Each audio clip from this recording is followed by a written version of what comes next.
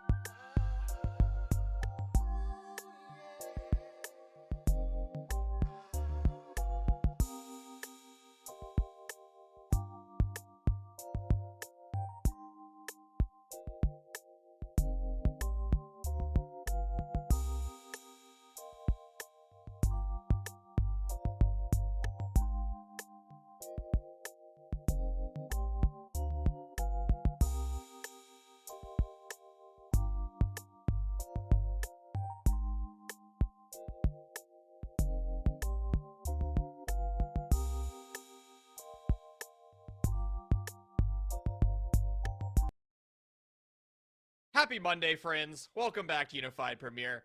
Week number 6. My name is Chiefcast. Sticula has joined me. Of course, it's Monday. Who else would you expect to be here? My lovely co-caster. I mean, he's just so beautiful. With that new haircut, too. Got a style on all the folks here at Unified. We've got a Week 6 situation developing here. The playoffs race is winding down, and tonight's matchup between Team Gusic and 303 Esports essentially culminates to win and you're in. If you secure 5 victories inside the regular season, you are headed to playoffs guaranteed. So I imagine both teams will be hunting for a victory in this match tonight.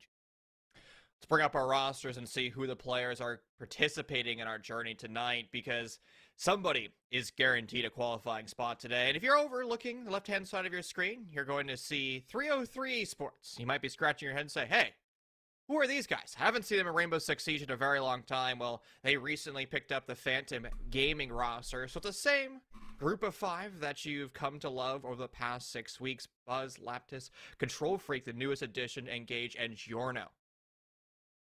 Yeah, so Phantom, as they were formerly known, were a roster for a really long time. They had this core that was around for probably like a year and 3 months.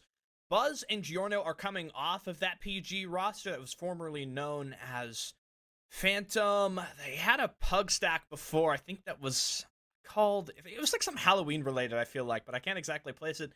Laptis is a player I have not casted before. I think I might have heard of him in FPLC. He might be playing there.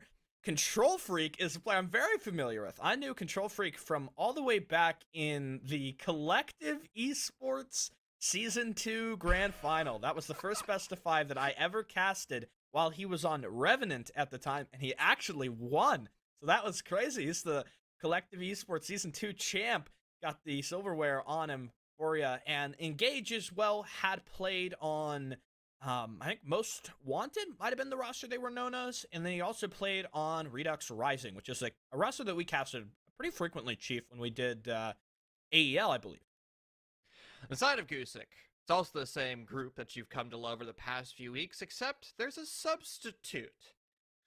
A man with 3 letters in his name, Mr. B, is playing on the true ranked stack. What does this mean, Reese? Are we going to see Team Gusic be coordinated for the first time, or is it still going to be a Troll Team 6 game?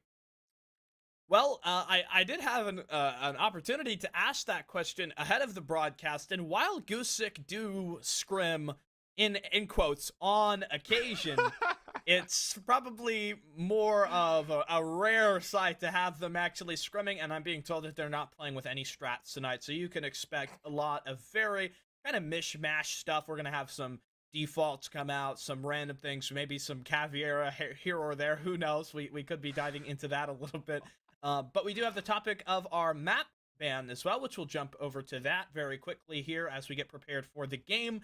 And while we have had a great service, of course, Cafe Dostoevsky ban, unfortunately we won't be headed back to any of the newer maps in the pool, Bank or Chalet. As you can see, they are banned up front. I would surmise maybe there's room for those two coming into the playoffs, but to wrap up day 1 of week number 6, we'll be going to Villa.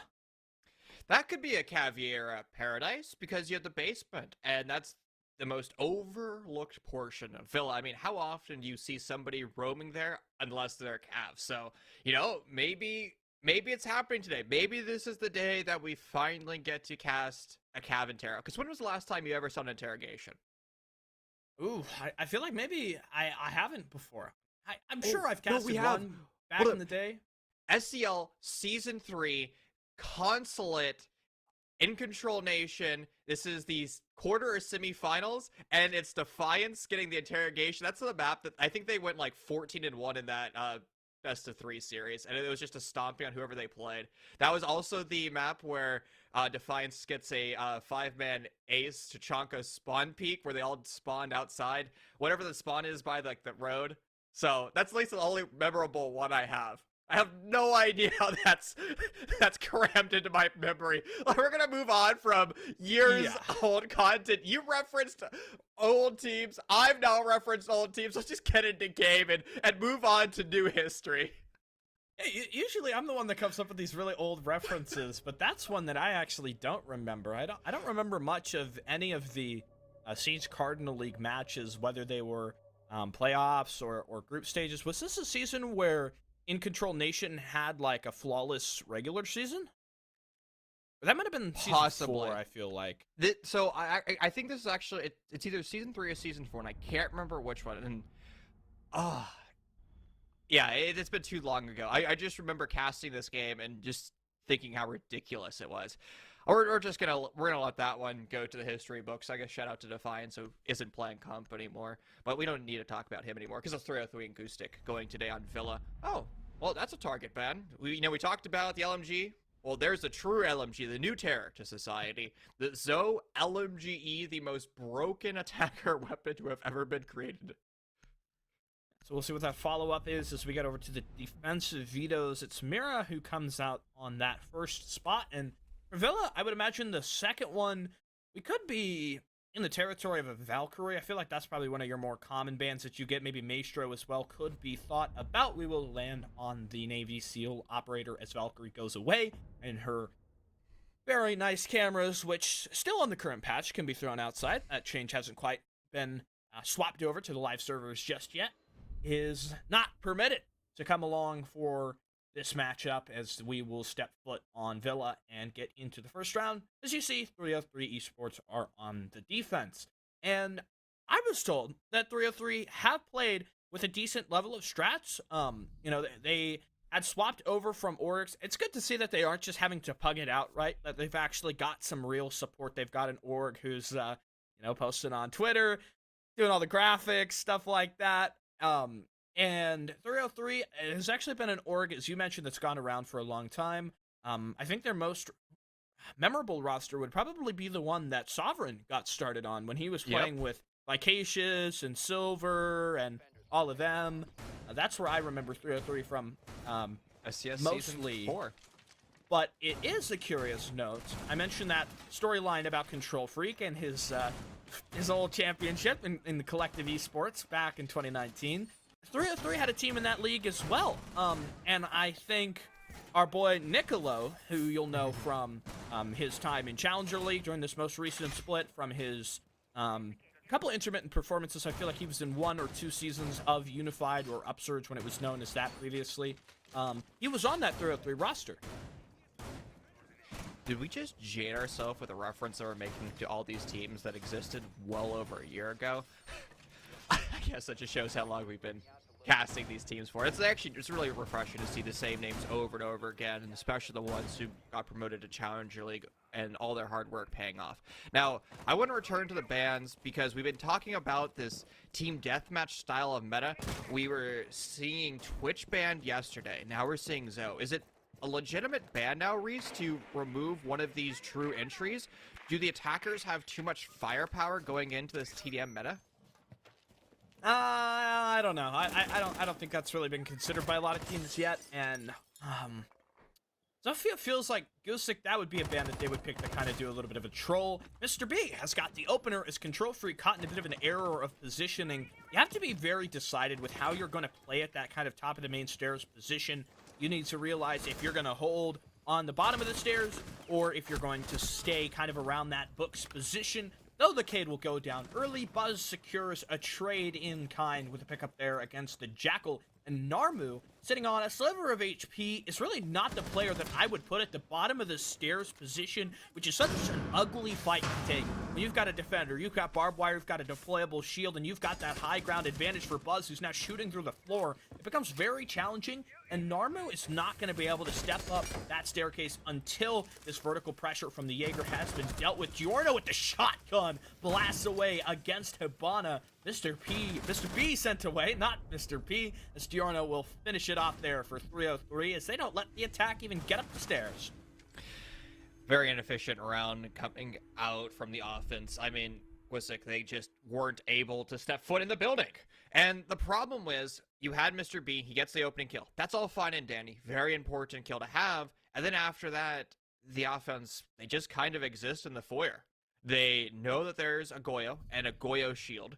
They haven't actually yet droned it. The barbed wire is slowing those drones down so they get shot more or less for free.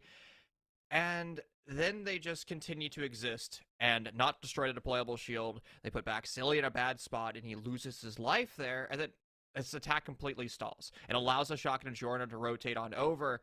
And that does show me that that's a team participating with no strats. Yeah, that'll happen sometimes on you if you just try to step up those staircases. It's not a complicated position for the defenders to really think about because there aren't a lot of windows and areas, factors, ways that you can pressure kind of that book's position, right? There's no window, there's no door, there's no balcony or anything like that that allows you to add extra pressure. All you need to think about as a defender is somebody opening up the vertical on you, walking up the stairs, or, you know, the 2 angles that you get from inside study, right? There's only so many factors that can complicate things there, and I think Gusic kind of... I don't know if I want to say they set themselves up for it, Chief, but you gotta feel they sort of did. With the way that they just push up the stairs, they take gunfights one by one. I didn't see a lot of utility being sent to try to soften up that position. No flashbangs to force defenders back, at least no flashbangs that were really relevant or meaningful. And if you're going to try to push up that stairs direct when you know the defenders are holding it, I feel like it necessitates kind of some extra pressure and extra peace of mind, you know, almost for the attackers.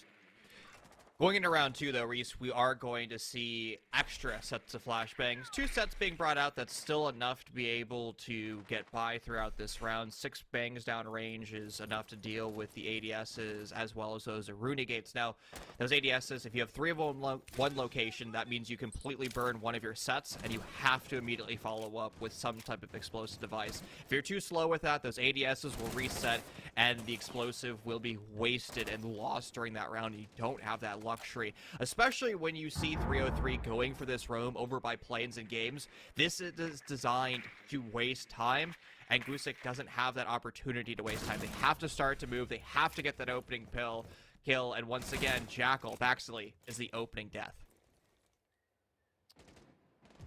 Not the position you'd like to be in. Unlimited with 1 to trade it back. Gets a kill against the smoke player, and now as you've got the Sienna putting the pressure against the Astro stairs, Control Freak, the main defender charged with holding back this pressure, 2 players away from the site. Gusic can hit into the objective now. Defense very lackluster. Buzz tries to come back for it. Met with firepower out of the Type 89. Now the plant's coming down as well. Narmu checks the corner. Spots 1. Engages the final defender left standing, and though he steps up for a kill against Unlimited at the top of the Astro stairs, there's simply too many bodies and too many guns trained on the Goyo's position for him to get anything furthermore done. I want to correct what I said during the mid part of that round. 303 had the opening death in round number 1, but it was Baxilly that died first for Gusic, and it died first in round 2. So it's just a pattern that was being created. Again, Baxilly is designed to be one of the entries, and it's expected of him to be in the line of fire, but I never really saw him use his Inox scanner both in round 1 as in round 2, but the thing is, with the attack in that round, it was well coordinated.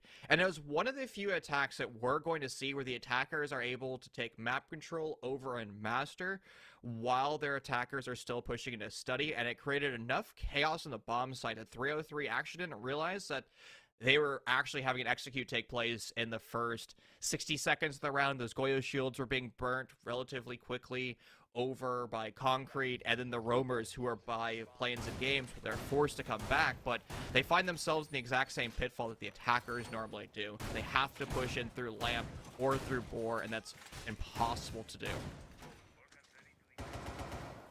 On the reattempt to this objective, I feel like it's going to be a different round, because you look at the way that they played that last one. I wish we could have seen that opening kill on the behalf of the defense. Where was Giorno, Chief? You probably would have thought he would be in the back of Astro, like behind the desk, I would imagine. Yeah, that's a fair assumption. And if your player in back of Astro dies, and you look to the objective, it's a 2-3 roam. You've got those other 3 defenders. They're off, playing. There's one below, maybe hunting for a nitro cell pick. You've got a player that's kind of over by games, or maybe Aviator, holding back some of those attackers from getting that map control. You need to be very judicious with when you make that call to come back to the site. Because I feel like, Control Freak, he's not a gunner. He's not your entry player for a reason. He's got the experience, that's always good to have, but I wouldn't task him with single-handedly holding back Gusic, who are like a bunch of 16-year-old fraggers. Like, that's just not a good idea. It's not a recipe for success. And I think in this second round, we're going to see 303 play it out a little better. But we have contrasted their team, because Mr. B has made a career doing that. I mean, from his time recently on Sweet Potato, he has been around some of the best 18-plus gunners who have made their way to Challenger League, or the ones that will most certainly qualify for Challenger League once they hit 18. And Mr. B has done a wonderful job of keeping players from being brain-dead aggressive, like calculated levels of aggression. So Control Freak should be able to do that as well. Again, it just comes down to how well you know the players, and Control Freak being a relatively new addition is something that's going to take time to achieve. And Gage, I'm not sure what gunfight he was taking there. That was a sloppy engagement for him, and 303 once again dropping the ball. Not the best position for them to be in. Laptis is coming through on a possible flank option against a player at the top of the red staircase.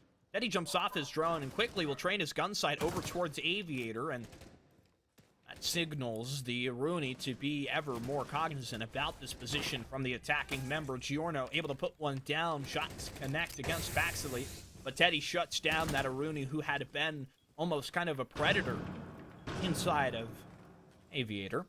60 seconds left on the clock, and Gusic are going to try to consolidate the advantages. 303 have a good crossfire in motion here. I like what the Jaeger and the Kate are doing. As Teddy steps forward, Control Freak able to put him down. A second one through the wall. Maybe Control Freak is the fragger. Can't muster up the third, as Mr. B will eventuate that pick and allow a bit of a swifter vector of control back in towards Statue. Giorno waiting with that shotgun. The Nomad has so little chances. She hits one shot on target, enough to down the smoke, putting Mr. B into the 1 versus 1 as he peruses through the sight, spots the Jaeger, and completes the kill.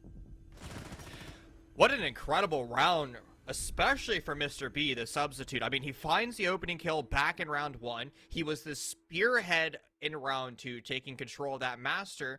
And now, in round 3, he's going nuclear once again. I mean, Mr. B is a support player. He is primary hard breach and primary IGL. How often do we talk about an IGL that just sits back, their hands behind their head, and relaxes, doesn't participate in the round? But Mr. B is not that type of IGL and not that type of support. He has done a wonderful job so far to be able to take these gunfights and make plays. You know, you talked about the 303 crossfire, but Gusic also had their own crossfire during the exact same moment. Both teams were trying to counter Lamp and Boar simultaneously, and it just happened to be 303 that swung first, more controlled, because it was Control Freak that initiated that gunfight. Honestly, that was excellent from them. All right, we're going to head back to Aviator. A few mistakes to try to rectify, but unfortunately for 303, still on that topic of the previous defense, it feels like kind of some of the same errors. Giorno played overall far better inside Astra. I think that is worth talking about. It's only if the other players on his team had a similar level of success, perhaps Laptis is a bit more choosy with the way that he's playing that roam there, things might have been a little bit better off. Now thinking about this Aviator round, last time we saw it, it was a complete and utter shutout. Gusic couldn't do anything to get this going, and I like this decision to rotate, go for more of a wide sweeping take, come in from that master push, as it most commonly is for this site, because I feel like this is more repeatable. You do this in scrims, you do this in game day, you get that experience, you know that it's hard for the defenders to really throw anything too complicated at you, and you should know, as soon as you see these holes, this is pretty much the default way to play this setup at the moment. One is going to jump in through that window, and that sudden pressure actually forces Laptis off, and he's caught by the Hibana in the meanwhile. There's a great caster who said holes work both ways. Shout out to Enzo for that one, because they absolutely do. They telegraph your position, and also both teams can utilize them as well, a stepping stone in this round. And there's Laptis now finished off, and at control over to the north side of the map, it has more or less been broken down. Engage was lurking here, but as soon as his DBNO call out, or his DBNO partner, who is calling out audible locations or positions of the offense, is dead, he can't be there comfortably anymore. He was using him as a drone, and that information system no longer is there. Forced to fall off to 90, and now you have to once again replicate that style of roam, try to waste as much time as possible, deny the drones as they enter in through 90.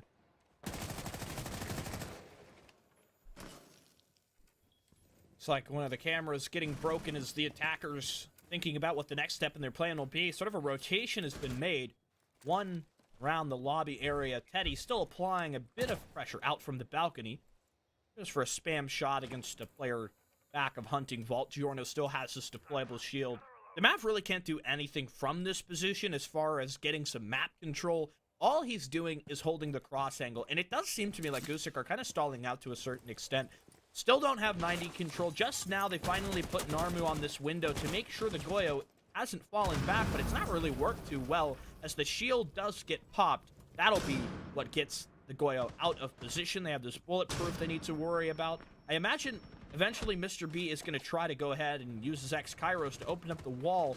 Now as the shots begin to fly through the floor from Unlimited, I like that kind of area of pressure to try to force back the player that's at the bar.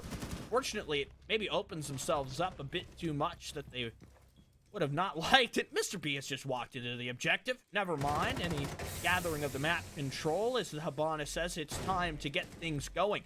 Jorno pops a hole in the wall, and though Hibana does have the case, it's very unlikely she's going to be able to materialize any pressure. But Mr. B, with the third pickup, Buzz puts down his teammate, and as the time is running critically low, Mr. B forced into the plant animation. He'll jump off of that animation and save the KD. That's not CSGO. You don't need to save that economy. KD looks all fine and dandy, but Mr. B is a sub. It's not going to affect him in the long run, especially when he's eating up in that round, taking all those engagements. Interesting change of events for Team Gusic, as they elected for round 1 to go for a linear push all through study, and that failed miserably for them as they just got fed to the machine of that Goyo shield on the central stairs. They try to change things up. They go from master bedroom on over. They find the first kill, a DB and no. However, they have to trade that out, and that did stall part of the Gusic attack.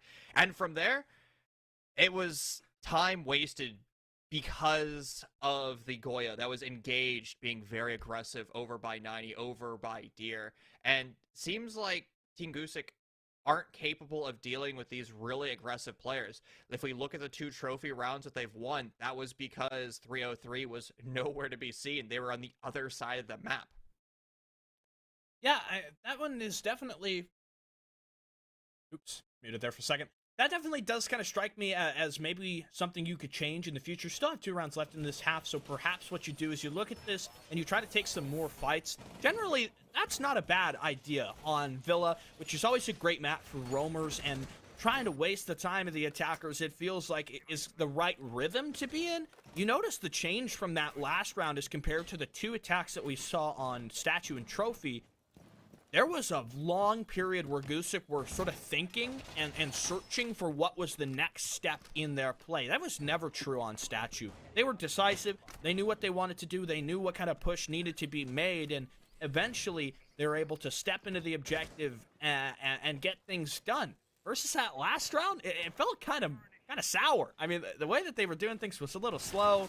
It had a lot of moments where you were thinking, you were trying to find any number of advantages, and we've got kind of a more experimental lineup this round as 3 players are looking to surge in through the garage, or even as Baxley is the Monty, and he is sort of approaching over by Laundry.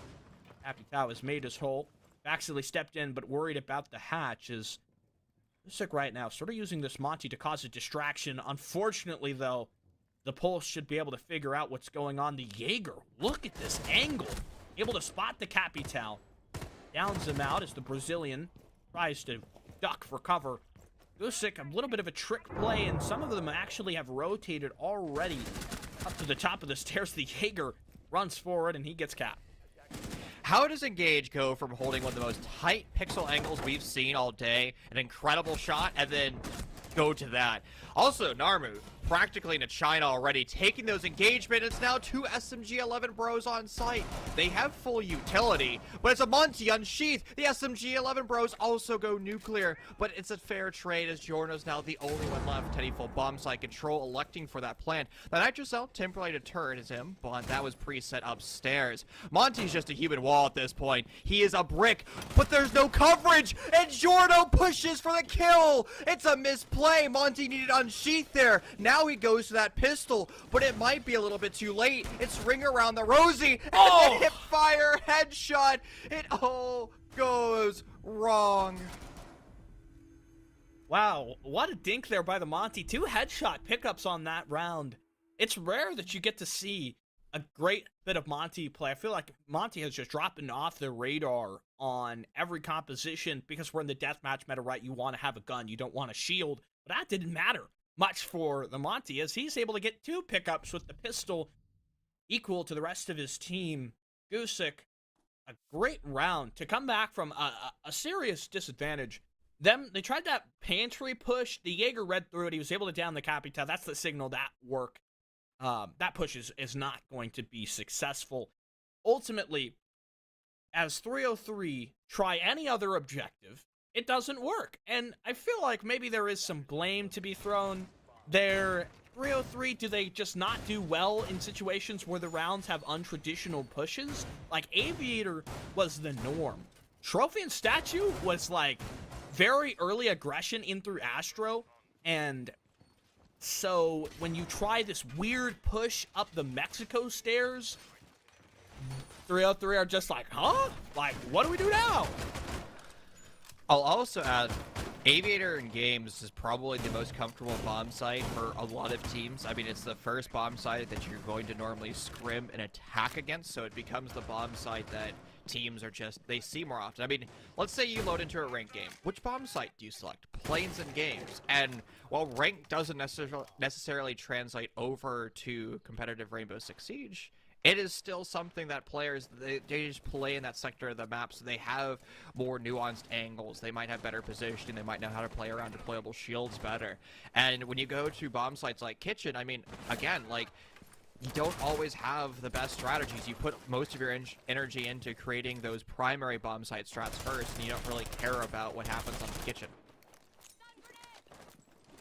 I feel like if you make strats, though, right, you should at least come up with one variation for each of the objectives in the rotation. And Trophy and Statue, I think it's worth arguing as maybe a better site over Aviator, depending on which ops are up in certain compositions. A ton of damage dealt against the Cade. Control Freak having a lot of deaths where he gets pushed by multiple attackers at once and has no teammates to support or trade him out, but a huge C4 over the shield. Giorno pops backstily from the reverse rappel as Teddy just monsters his way forward through the threshold. Buzz appears at the top of the stairs, resorts to the pistol, loses it out, but Laptis is able to secure one from through the split doors.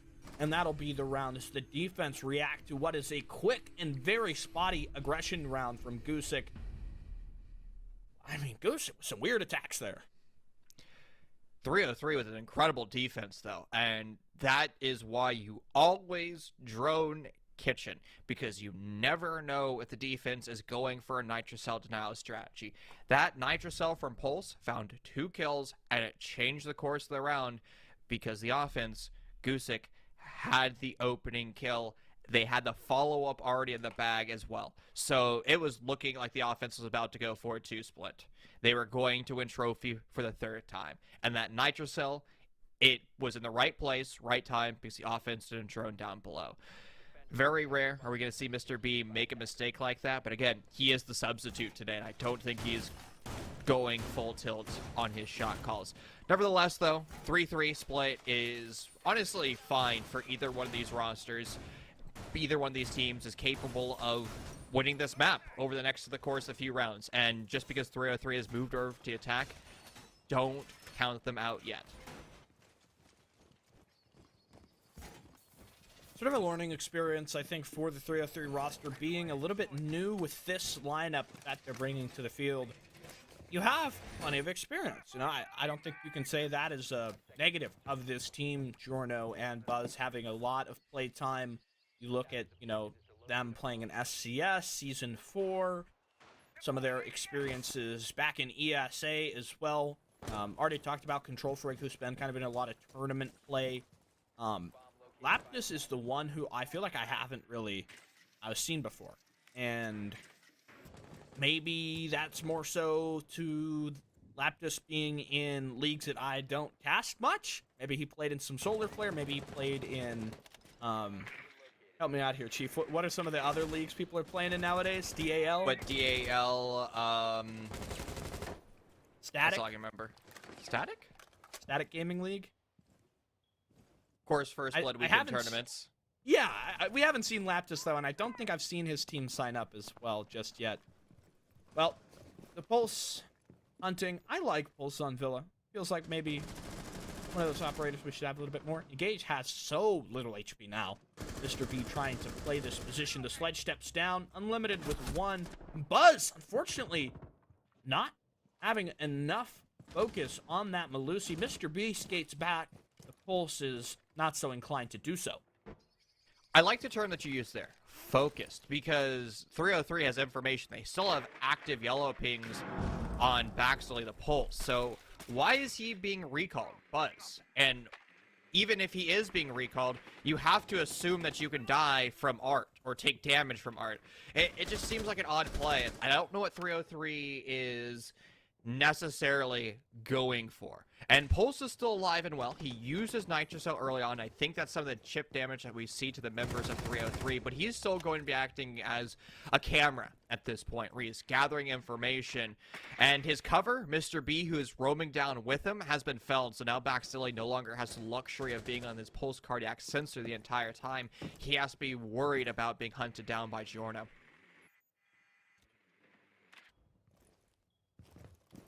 Yeah, they're really having a bad round health-wise, and I think a lot of the credit is to be given to Mr. B, who doesn't get to survive to see the completion of said kills. Suddenly, the Pulse below Giorno somehow loses that. You would always pick the Twitch over the Pulse, right? Such a incredible firepower advantage. Gusic still have a smoke up. 2 Toxic Babes with Engage and Buzz on tiny portion of HP, with Baxilli searching below, providing information with the cardiac sensor, and eventually, perhaps, coming up from the red stairs. I just don't know if I see this one going well. The cardiac relays information, Engage taken out, Unlimited with 1 quick headshot, and Buzz tries to pursue the Pulse below. He'll pick up 1 kill. Diffuser in a very rough spot, being watched by the defenders. Unlimited from behind. The Deer, Gusic have got their first defense win. I love how the UMP, the worst gun in the game, is able to do like 1 damage to the floorboard because of that Pulse cardiac sensor, and, well, Gusic ends up winning that round because of Pulse and Mr. B below.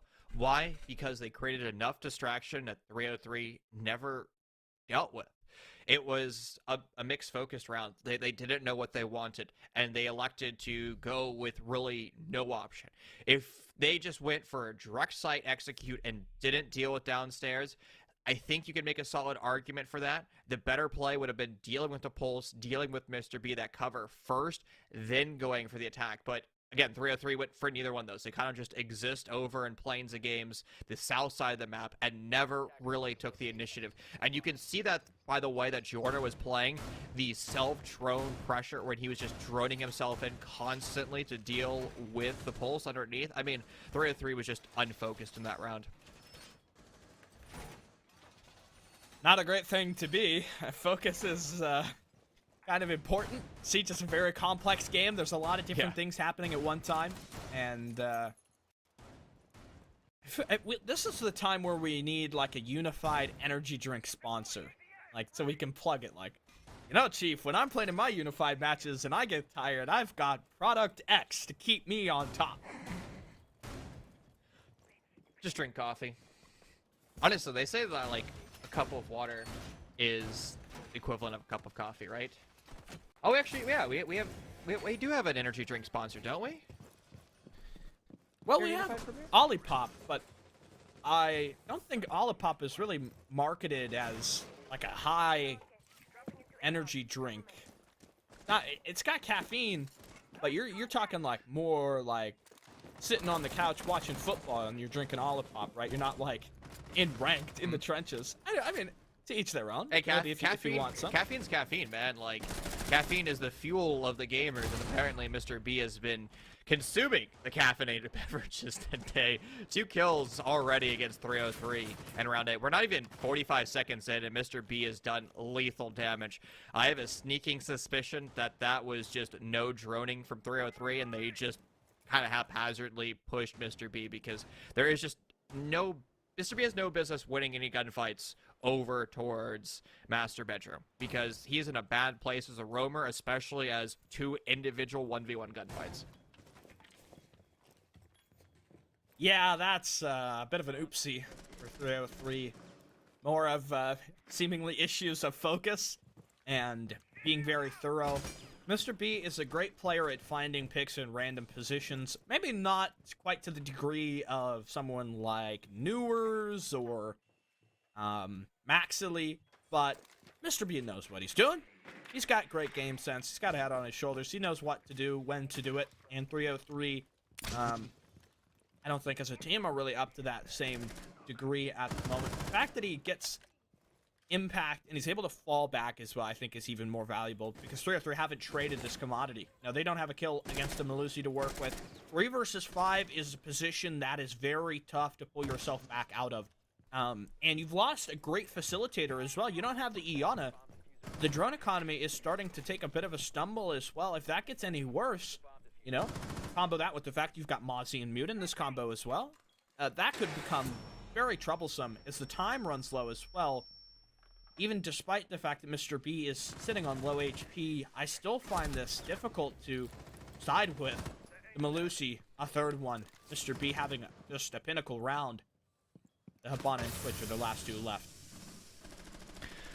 Giorno falls. Can Mr. B get his quad? Can he claim his ace? Control Freak, the newest addition of 303. I mean, he has to pull a miracle at this point. 20 seconds left on the clock, plus the red pings. It's not looking likely, and Mr. B will find his ace. And not only that, a flawless round as well. I mean, 303 just dropped the ball. They had no coordinated strategy whatsoever. They honestly just existed on Villa, and they got torn apart.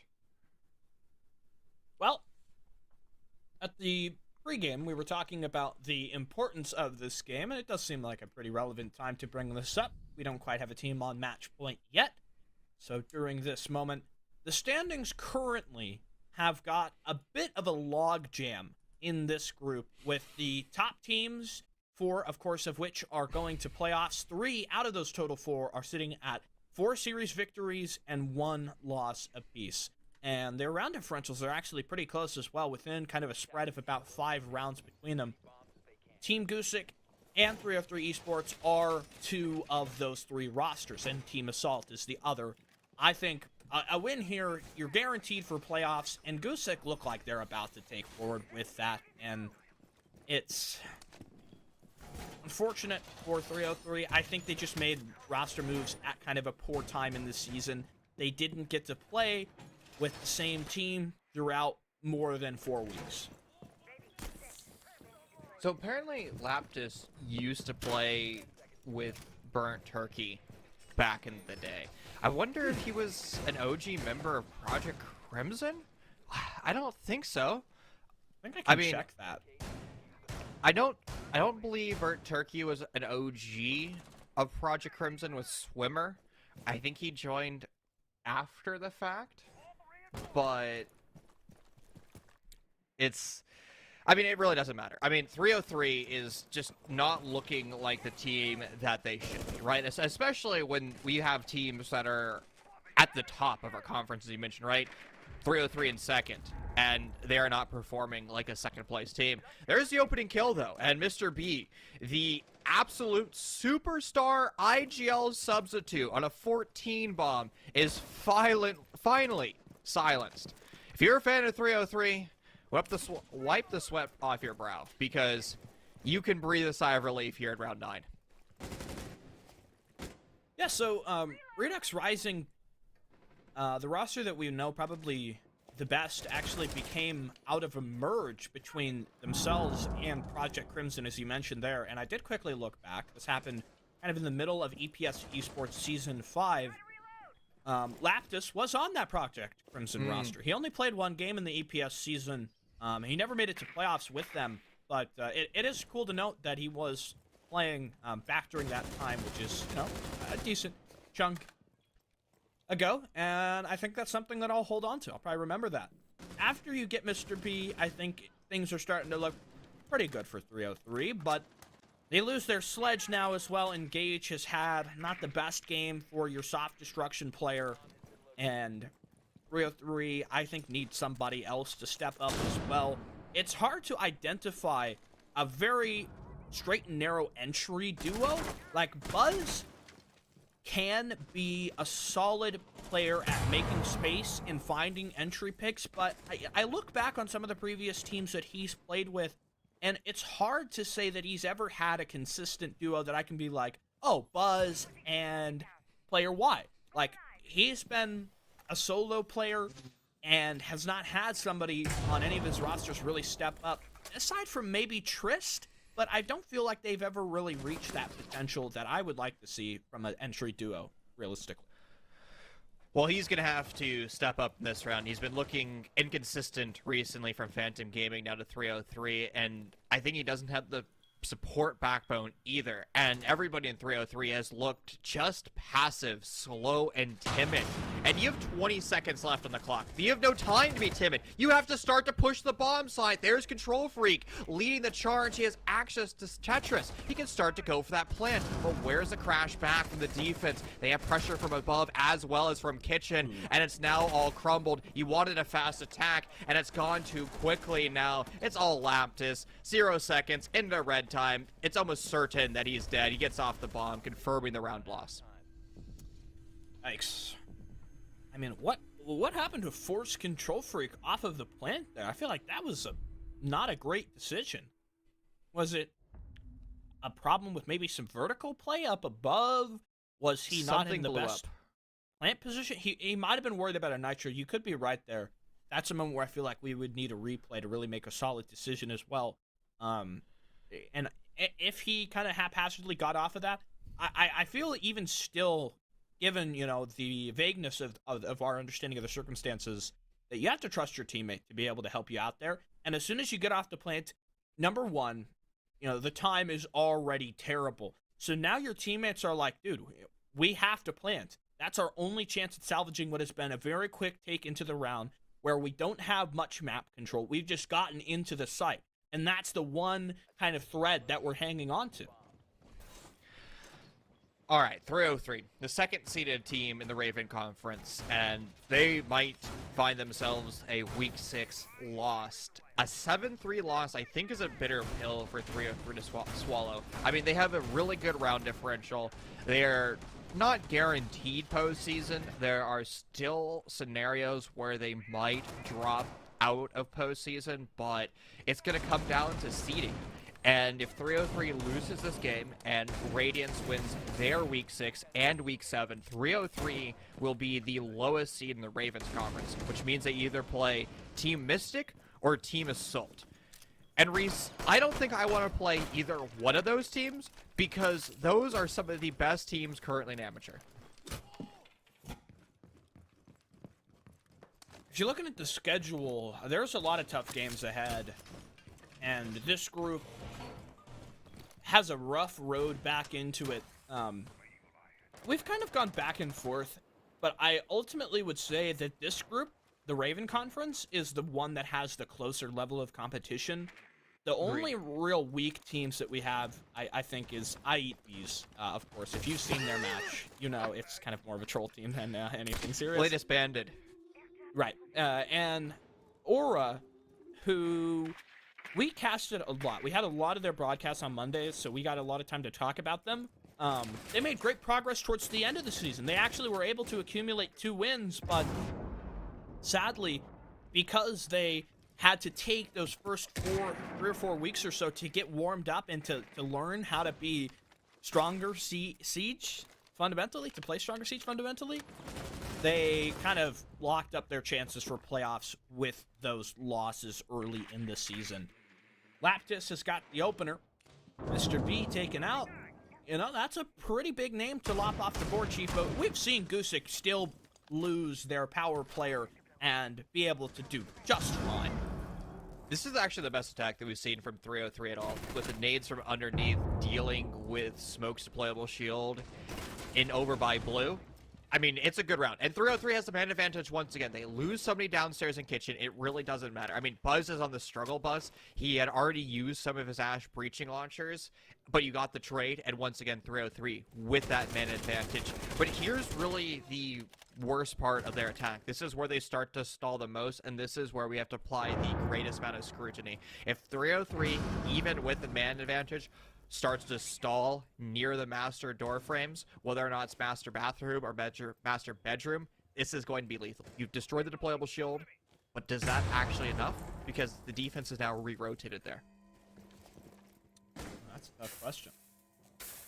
Unlimited has got an audio cue coming to his headphones. One bottom Astro breaking barbed. There's a drone that'll come up as well as one gets out on the vertical, or even the rappel, not quite the vertical there for, I believe, Giorno. Engage, guns one down. Laptis their third pickup. Gusic not seeming to have a lot of luck, and his Control Freak will put in that last kill. Yeah, overall, a way better attacking round from 303. Strong fundamentals there on the trophy and statue attack. And what a way to close things out, though there's still 2 rounds of padding for Gusic, and even an overtime of 3 more rounds. I think that's kind of the way that we need to look at them right there. With attacks that have structure, leaves less openings for Gusic to creep in and cause uncertainty.